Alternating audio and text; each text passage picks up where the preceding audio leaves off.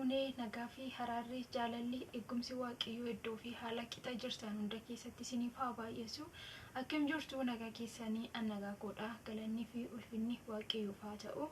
Isinillee iddoo fi haala qixa jirtan hunda keessatti akka nagaa qabdan immoo abdiin waaqayyoo biraatii qaba. Bakka nagaa fayyaatti eeggamtanii yeroo fi sa'a kana keessanii akkasuma mana kanaaf maatii kan hin taane subscribe gochuun maamila maatii kanaa ta'aa.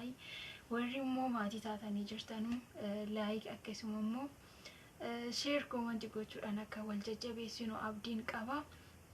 Egaa gammaatti warri maatii taatanii guddaa galatoomaa baay'ee isin galateeffadha. Labbeen qooda guddaa isiniif qabdi.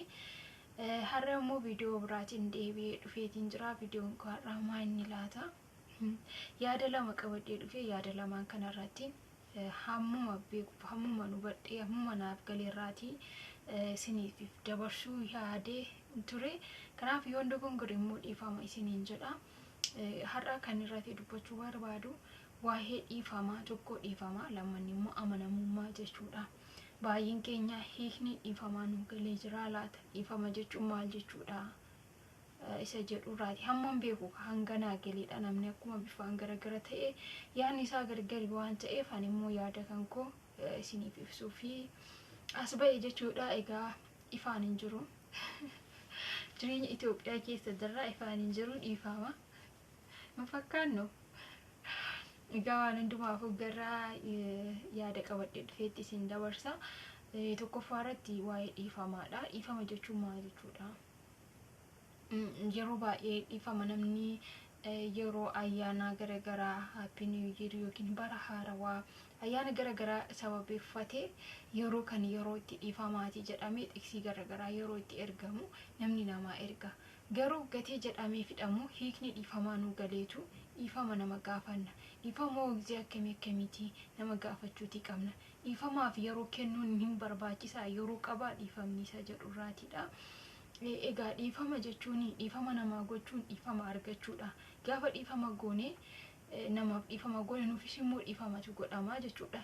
Dhiifama kan nu barsiise jalqaba irratti Kiristoosiikaa maaliif nuuf dhiifama nuuf godhee jira waan ta'eef cubbuu irratti nu fure. Akkuma jedhu akkuma sagalee isaarratti dubbatu ani cubbamaa hin jibbu cubbuun jibbaa jedha. Gochaa nuti goone jibbaa malee namummaa keenya jibbaa miti. Nuti immoo gaafa nama tokkoof dhiifama gochuu dinnu yookiin immoo nama sanarraatii fagaannu gochaa nama sanii jibbineetu immoo nama sana jibbineetu. Gochaa nama sanii jibbine yoo ta'e dhiifama goonee fi hamma akka inni lammaffaallee itti deebi'ee badii hin raawwanne barsiisuutii kan dandeenyu gaafa dhiifama goonee fidha malee gaafa irraa fagaanne gaafa dhiifama gochuu fide dinnu miti jechuudha. Gaafa akkas ta'e nama sana jibbina jechuudha. Gaafa irraa fagaannu dhiifama gochuu fi gaafa dinnu badii inni raawwate osoo hin taane nama sana jibbineetu jechuudha.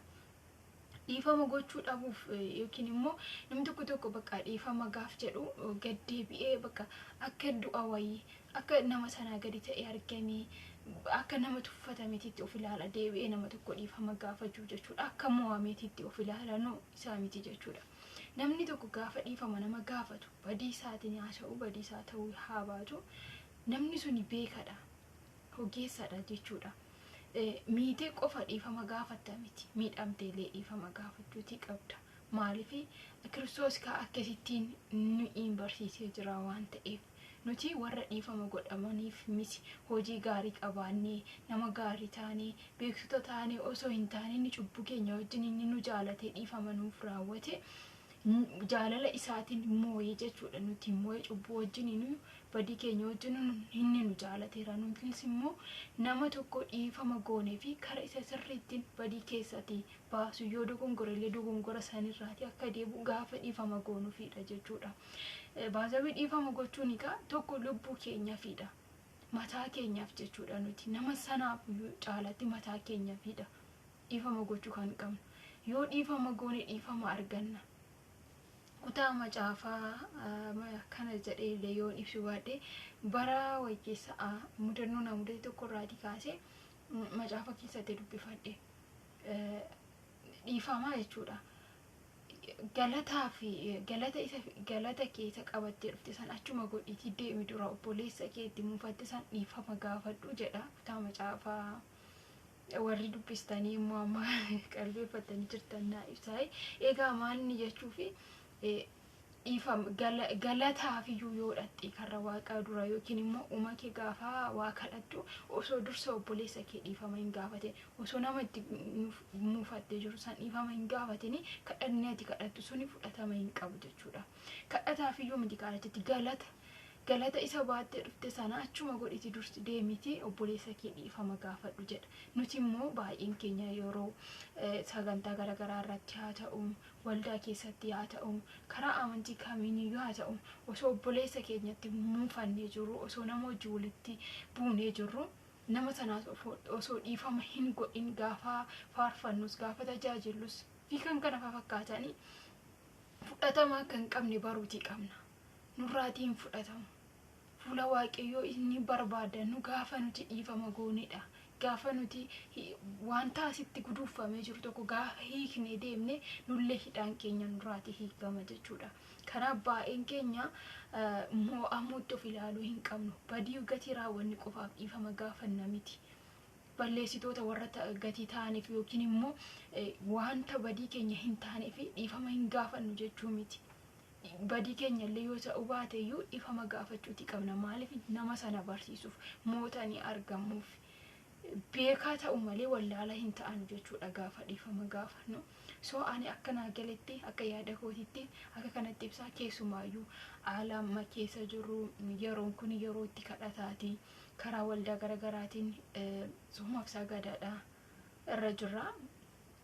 So kana gochuuf egaa dursa nama walitti muufannee jiru tokko dhiifama gochuu qabna jechuudha. Dhiifama goone isa bira dabarreetu gara ጸሎቲtti kan gallu gara kadhataatitti kan gallu. So akka kanatti isin jedha inni lammaffaa amanamummaa jechuudha. Amanamummaan olaasa. Amanamummaa namarraa barbaadutiin dura mataa ofiitiin namni tokko amanamaa ta'uudha. Amanamaa yoo taate eenyu wajjiniinuu jiraachuu hin dandeessa. Eenyu wajjiniinuu jechuudha. Haala gaa wajjinillee kan jiraatu gaafa amanamaa taatedha. Amanamummaan kaa hiriyaa yookiin jaalallee gidduu qofaa miti. Hiriyaan shamaraaf shamaraa gidduutti ollaa ofiitii fi qe'ee jira miti. Bakka abbuma fedheef amanamaa ta'uun mataa ofiitirraa kaasa jechuudha. Ebil amanamaadha jechuun duratti ani amanamtuudha ani amanamaadha fin jechuudha. Ati amanamaa taate ati amanamtuu taate yoo namni suni siif amanamuu iyyuu baate itti gammaduutii qabda. Kan kee kan isarra caalu si dhufa jechuudha. Garuu amanamummaa dhabdee gaafa deemte amanamummaa namni tokko si amane ati garuu amanamummaa sana waada sana cabsite gaafa deemtu kee boruun kee badiisaa jechuudha. Hamma dandeenyutti mataa keenyaan amanamaa ta'uu qabna. Amma fakkeenyaaf goluma ambaa keessa yeroo jiraannu arabootuma wajjin yeroo jiraannu gaafa amanamaa ta'anii ijoolleen gaafa amanamtuu ta'anii wanta hunda itti gatatanii deemu. Daa'imman itti gatatanii mana isaanii shakkii tokko malee qulfii isaanii wajjin namatti dhiisanii deemu jechuudha. Garuu kan isaan ergaa hedduu sin qoranii ergaa waan hedduu keessa darbanidha malee akkasumatti miti jechuudha. Qormaata hedduu keessa darbite gaafa amanamtuu taatu baay'ee si jaalatu. Just bakka maaliif amanamummaa kee gaafa ilaalanu gaafa biraa deemuuf kaatu hamma sitti bo'anitti amma si kadhatanitti kan gaane gaafa ati amanamtuu taate eenyu birattuyyuu jaalatamta jechuudha. Eenyu birattuyyuu maaliif isaan yeroo si duukaa bu'an nama dhabanii osoo hin taane amanamummaa keessan ilaalanuutu bakka gaarii taate mana san keessatti waan argamteef si duukaa baasisi baasanii suni kennaa yookiin immoo qarshiin isaan si kaffalan suniyyuu garaa hin nyaatu. Gaarummaa ati gootu sana waan laalaniif jechuudha. Kanaafuu amanamummaa sirriitti nama amanamaa ta'uu qabna. Hojii nuti kenname tokko amanamummaan raawwachuu qabna. Hiriyaa keenyaaf amanamuu qabna. Ollaa keenyaaf amanamuu qabna. Amanamummaa yeroo ammaa kana baay'eetiin jiru. Haadhoon isaa dabarsee kan gurguru obboleessi isaa dabarsee kan kennu amanamummaa dhabamuurraa kan ka'edha. Qarshii caalchifachuudhaan hamma dabarsanii dhiiga walii dhangalaasuu kan gahanii waliif amanamummaan gaafa dhabamuudha jechuudha. so amanamummaa sirriitti nama irratti xiyyeeffachuu osoo hin taane mataa keenya irratti xiyyeeffachuuti qabna. Maaliif mataa keenya irraati kaa jechuudha. Amanamaa taate amanamtuu taate darbitee gaafa miidhamtee boru kan isarra caalu wayitu sii dhufa jechuudha. Hamma namni akkanaallee jira, namni gana gaarii ta'eedhaa jira hamma jeetutti kan si geessisu gaafa ofii keetii amanamaa taate, gaafa ofii keetii amanamtuu taate miidhamtee dabarte nama bira geessu dachaa nama si'ii caalaa gaarummaa ta'e si caalaa amanamaa si'itti dhufta malee hin baddu jechuudha. Kanaaf amanamummaanis eenyudhaaf mataa keenyaaf jechuudha. Irratti xiyyeeffachuus kan qabnu ofuma keenya irraatiin kaane ani amanamtuudha isa jedhu sana irraati kaane jechuudha. So namni amanamaan hin jiru. Namni gizee amanamu dhugaadha. Namni warri duriyyuu jedhu nama miti garaa ofiyyuu wallaalaa feexootti dhuganii jedhu. Haa ta'u malee nuti quba tokko namatti qabuudhaan duratti matama keenyaniin waan sirratu qabnutti sirrachuuti qabna, waan gochuuti qabnu gochuuti qabna jechuudha. Sana bira darbine yoo miidhamne illee kanaaf kan keenya miti jechuudha. Kan guutuu waaqayyoodha waan ta'eef. Kanaafuu amanamuu mataa ofiitiif akkasumas immoo dhiifama namaa gochuun mataa ofiitiif, lubbuu ofiitiif jechuudha. Boroo ofiitiif miti nama tokko wajjin akkuma jedhe wal nufanii walitti mufatanii yeroo kadhatanii kadhanni suni namaaf hin dhagahamu. Kadhanni wanti nuti barbaannu san hin argannu jechuudha. Jalan sararamee yoo nuti dhiifama goonee deemne galanni yoo akka nurraa fuudhamne achirratti hin dubbata. Kanaafuu turtiin har'aa qophiin ani qabadhee dhufee isa kanadha. Akkasinitti tolummaa abdiin qaba. Amma qophii biraatiin walitti deebinutti baay'ee sin jaaladha. Nagaa naaf ta'a. Lafa nagaa jiraadha. Hundumti keessaniyyuu akkasuma immoo yoo yaadni qoosinitti tole like gochuu hin dagatinaa. Danaa galatooma baay'ee sin jaaladha. Ciao. Nagaa ta'a.